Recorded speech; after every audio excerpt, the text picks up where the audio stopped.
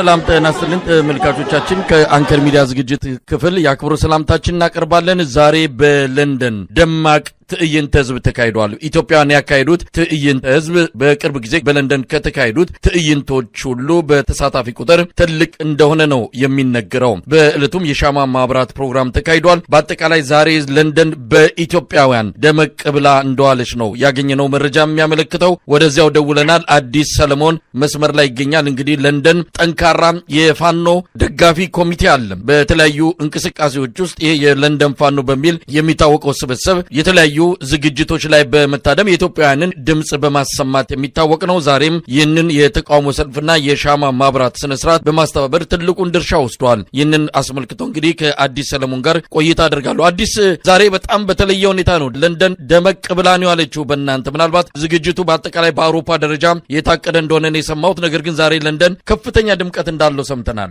ሰላም መሳይ፣ አመሰግናለሁ። በገርም ታሪክ ለንደን ላይ በትልቁ ግዙፍ ነው ብልም ምንም እንትን የሚለው ነገር የለም እና በጣም ትልቅ ሰላማዊ ሰልፍ ነው የተካሄደው። በጣም ከሚገርመው የአማራ በዩኬ ግብረ ኃይል ያዘጋጁት ነው። ያው ለንደን ፋኖም ትልቁን ድርሻ ተወስዷል። የአማራ አንድነት ድርጅትም በዩኬ እሱም አለበት።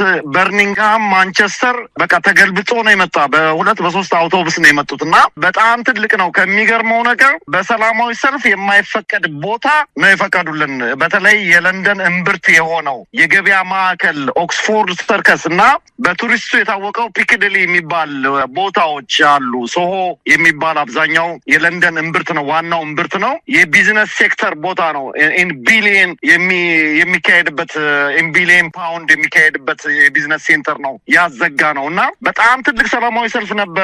ማአት የፖሊስ አጃቢ ነበር። በጣም ከሚገርመው መልእክቱ በተለያዩ ነጮች በሌፍሌት የተበተነው እኔ ከ5-6 ሺህ ሌፍሌት በላይ ነው የተበተነው እና በጣም ትልቅ ግዙፍ የሆነ ሰላማዊ ሰልፍ ነው ያካሄድነው። ከበርሚንግሃም የመጡ ልጆች በትርኢት እንደተለመደው አገዛዝ እያደረገ ያለውን መከራና ስቃይ የሚያሳይ ትርኢት ያሳዩበት፣ ከማንቸስተር የመጡ ልጆች የጮሁበት እና ትልቅ ሰላማዊ ሰልፍ ነው የተዘጋጀው እና በእውነት ዩናይትድ ኪንግደም አማራ በጣም ነው የቆራውት። መሳይ፣ እንደው ዓላማው ምንድን ነው? እንደሰማነው ከሆነ በተለያዩ አካባቢ በአውሮፓ ደረጃ የሚካሄድ ትዕይንት እንዳለ ነው የተነገረው። እንግዲህ እናንተ ቀዳሚውን ስፍራ ወስዳችሁ በዩናይትድ ኪንግደም የአማራ ማህበር እንደዚሁም በተለያዩ የእንግሊዝ ከተሞች ያሉ ኢትዮጵያውያን በተለይም የአማራ ብሔር ተወላጆች በሰልፉ ላይ እንደታደሙ ነው የሰማነው። በምሽቱም እንደዚሁ የሻማ መብራት ስነስርዓት አከናውናቸዋል። እንደው ዓላማው አጠቃላይ ዓላማው ምንድን ነው? እንደሚታወቀው በአማራ ላይ የሚደረግ ግፍና መከራ ያው ቀደም ብሎ ይታወቃል። ነገር ግን አሁን ያ ግፍና መከራ መልኩን ቀይሮ በእህቶቻችን ላይ የተደረገው አሰቃቂ ወንጀል በዓለም ላይ ተደርጎ የማይታወቅ እህቶቻችን ጡታቸውን ቆርጠው ቆዳቸውን ገፋው ለዓለም ሕዝብ ያቀረቡበት አረመኔያዊ ስራ በእውነት እንደ አማራ የሚያስተኛ ስላልሆነ እህቶቻችንም ራሱ ለማሰብና የነሱን ሻማ መብራት ያካሄድንበት ነው። ግፉ እና መከራው ከዚህ የበለጠ ቢሆንም ግን አሁን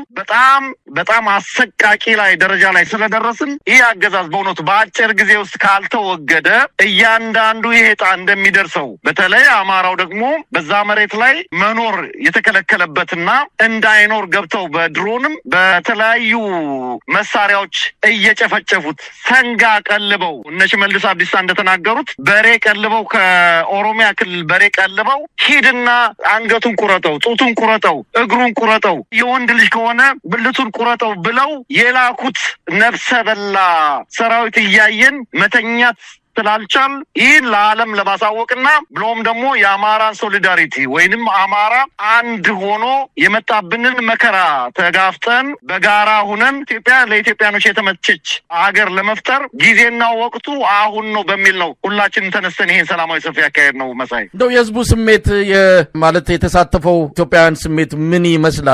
በእርግጥም እጅግ የሚያስቆጣ ነው እየተደረገ ያለው። አሁን ደግሞ የድሮን ጥቃት በሰፊው እየተከናወነ ይገኛል። ሰላማዊ ዜጎች ዜጎች ላይ ሰላማዊ ተቋማት ላይ ነው የአብይ አህመድ አገዛዝ ይህንን የድሮን ጥቃት እያከናወነ የሚገኘው። በጎጃም፣ በጎንደር፣ በሸዋ እንደዚሁም በወሎ ነው ጥቃቱ እየተፈጸመ ያለው። የሴት ወታደሮች ላይ የተፈጸመውን ጥቃት እንደዚሁ የኢትዮጵያን ሕዝብ እንዳስቆጣ የሚገኝ ነው። እንደው ስሜታቸው ምንድን ነው? ይሄ ነገር የተፈጸመው በ21ኛው ክፍለ ዘመን ላይ ነው። በዚህ ዘመን ኢትዮጵያ ምድር ላይ እንዲህ አይነት ጭካኔ ተፈጽመዋል። እንዴት ነበር እንደው የሕዝቡ ስሜት? መሳይ በእውነቱ በዓለም ላይ እንደው ሚዲያ ስላለ በጣም ዘግቦ ከሚያስቀረው ታሪክ በጣም አሰቃቂው በኢትዮጵያ ምድር ላይ የሃይማኖት መሰረት በሆነች በክርስትናውም በእስልምናውም በሌሎችም ሃይማኖት የበላይነትን ቀደምት ታሪክ ያላት አገራችን ላይ እንደዚህ አይነት ዘግናኝ በእውነት እኔ ለትውልድ እኔም ለመስማትም የሚቀፍ የሃይማኖት አባቶች ዝም ያሉበት የሃይማኖት በተለያዩ ሃይማኖቶች ያሉበት ጸጥ ያሉበት እኔ እንደ ተአምር እንደ ታሪክ የሚዘከር በጣም አሰቃቂ የዘመናችን ማለትም የ22ኛው መቼም ሊፈጸም የማይችል አሰቃቂ ግፍ ነው እየተፈጸመ ያለው። ይህ በአማራው ላይ ብቻም ሳይሆን በተለያዩ አካባቢዎችም ይፈጸማል። ግን በአማራው ላይ እየደረሰ ያለ ግን እንደ ጅምላ ጭፍጨፋና እንደ በሩዋንዳ ላይ በቱትሲ ላይ የተፈጸመው የዘር ጭፍጨፋ ከዛ በላይ መጠኑ ከዛ በላይ የሆነ ነው። ዓለም ዝም ብሎናል። ዓለም ጸጥ ብሎናል። ነገር ግን እንደ አማራ ግን መተኛት የማያስችል ቤት መቀመጥ የማያስችል አንድነት ፈጥረን ይሄን አገዛዝ ሰብረን መጣል የሚያስችል አረመኔያዊ ጭፍጨፋን ያካሄደውና በእውነት ይሄን እያየ ዝም የሚል ኢትዮጵያዊ ይሄን እያየ ዝም የሚል የሃይማኖት አባት ይሄን እያየ ዝም የሚል ሌላ ማህበረሰብ የዓለም ማህበረሰብ በእውነት በታሪክ ይጠየቃል። በታሪክም ሲዘገብ ይኖራል። ምንም ያላደረጉ በተለይ በአሁኑ ወቅት በጣም ማዝነው እዚህ ሰላማዊ ሰልፍ ብዙ ሻማ መብራቱ ላይ የሃይማኖት አባቶችን ጋብዘን ነበር። አንድም አልተገኙም። በጣም ነው የሚያሳፍረው። እነኚህ ሰዎች ነገ ጧት የያዙትን መስቀል ማክበር ካለባቸው እየሞተ ያለው ሆን ብሎ እየተገደለ ያለው የሰሜኑን የክርስትና ብቻ ሳይሆን የእስልምና ጥንታዊ መሰረት ያላቸውን እያጠፋ ያለ መንግስት ነውና ትንሽ አሳፋሪ ነው፣ ዘግናኝም ነው በእውነት መሳይ።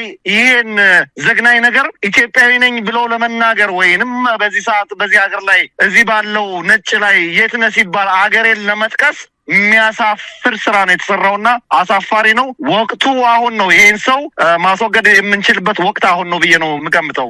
መሳይ እንግዲህ ምን አደረጋችሁ? ይሄ ምናልባት ለእንግሊዝ መንግስት ነው በመጨረሻም ጥያቄያችሁን ወይም ደግሞ ቁጣችሁን የገለጻችሁት። በመጨረሻ ምን አደረጋችሁ? ከሻማ መብራቱም ሆነ ከዚህ ከሰላማዊ ሰልፉ በኋላ መልእክታችሁ ለማን ነው እንዲደርስ ያደረጋችሁ? ደብዳቤ ተዘጋጅቷል። ለእንግሊዝ ጠቅላይ ሚኒስትር የሚገባ ደብዳቤ ተዘጋጅቷል። የፖሊስ ሪፕሬዘንታቲቮች አሉ፣ ብዙዎች አሉ። እነሱን አስገብተናል።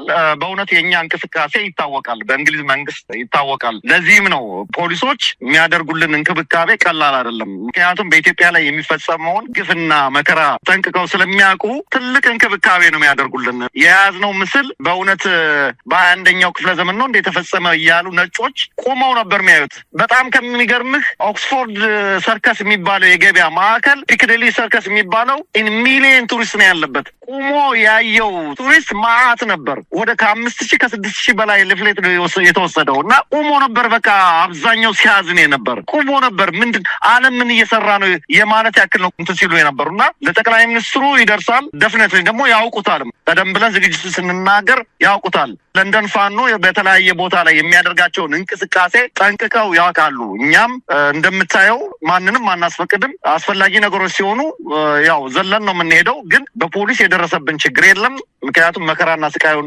ስለሚያውቁ ከኛ ጎን ነው የሚሆኑትና ደብዳቤዎችን አስገብተናል። አይሆፕ መልስ በቅርቡ ይሰጠናል ብዬ አስባለሁ። እንደው በመጨረሻ እንግዲህ ይሄ አይነት ስሜት እንዲህ አይነት ትዕይንት እንዲህ አይነት ቁጣ በመላው አውሮፓ እንደሚካሄድ ነው። ምናልባትም ወደዚህም ወደ ሰሜን አሜሪካ ይመጣል።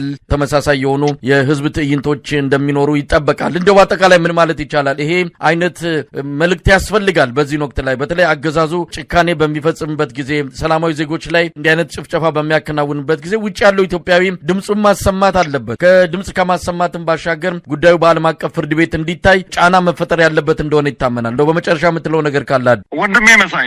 በዚህ ሰዓት ላይ በእውነት ይህ ግፍና መከራ በተለይ እየደረሰበት ያለ የአማራ ማህበረሰብ አንድ ሆኖ ድምፁን ካላሰማ የሞት ሞት ነው። በተለይ ደግሞ በየቤቱ ከንፈር መምጠጥ አሁን አያዋጣም፣ ምንም አያዋጣም። በእውነት ወተን አገዛዙን ልንቃወም የምንችልበትና አገዛዙን ራሱ ገመናውን የምናጋልጥበት ወቅት አሁን ነው። ከምንም በላይ እኔ የማሳስበው በያዙት መስቀል በክርስቶስ በተሰቀለው በያዙት መስቀል የቤተክርስቲያን አባቶች እንደዚህ ደግሞ በሚያምኑት ወንድሞቻችን የሙስሊም ወንድሞቻችን በተለይ በቅርቡ ያጣናቸው ታላቅ አባት ሀጂ ሙፍቲ የነሱ ልጆች ሌላውን አይደለም ሌላውን ያስባሉ